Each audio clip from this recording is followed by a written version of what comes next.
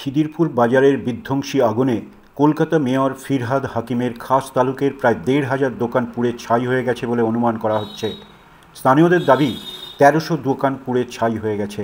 স্থানীয় কাউন্সিলর বলছেন ৪০০ দোকান পুড়ে গেছে। দমকল মন্ত্রী বলছেন এই সব দোকানের মধ্যে অনেকগুলো দোকান বেআইনি ছিল।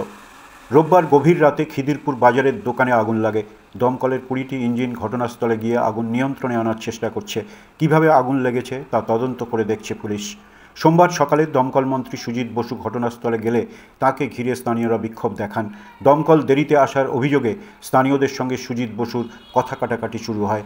স্থানীয়দের অভিযোগ, আগুন লাগার খবর দেওয়ার অনেক পরে দমকল ঘটনাস্থলে এসেছে। এদিন সুজিত বসু বলেন, অত্যন্ত ঘিঞ্জি এলাকা, আগুন নেভাতে সমস্যা হচ্ছে। দমকলের ২০টি ইঞ্জিন কাজ করছে, জলের ব্যবস্থা করা হয়েছে। এখানে অনেক দোকান নিয়ম মেনে হয়নি। কী কারণে আগুন লেগেছে তা তদন্ত করে দেখছে পুলিশ। আগুন লাগার ঘটনায় কয়েকশো দোকান মালিক কর্মচারীদের পরিবারের সামনে গভীর সংকট নেমে এসেছে। বেলা ১২টা পর্যন্ত আগুন পুরোপুরি নিয়ন্ত্রণে আসেনি। আগুন নিয়ন্ত্রণে আনার চেষ্টা করছে দমকল বাহিনী। পুলিশ গোটা এলাকা ঘিরে রেখেছে।